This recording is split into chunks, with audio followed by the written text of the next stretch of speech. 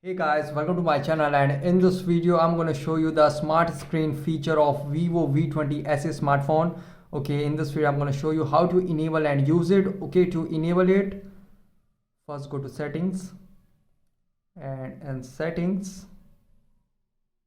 slide down and go to shortcuts and accessibility, and in this here you can see smart motion. Go to smart motion and you can see smart screen, tap on it and you can see raise to wake up and double tap to wake up. Just tap on it to enable the feature. Okay, so you can see if we raise it, the screen will turn on. You can see if we raise it, the screen will turn on.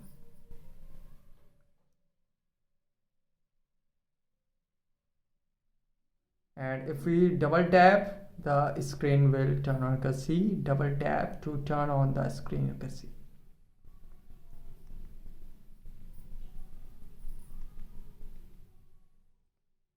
So guys, this is the smart screen feature of Vivo V20 SE smartphone. Guys, thanks for watching. If you have any query related to this video, let me know in comment section below. Please like, share, subscribe and click on bell icon for the latest updates.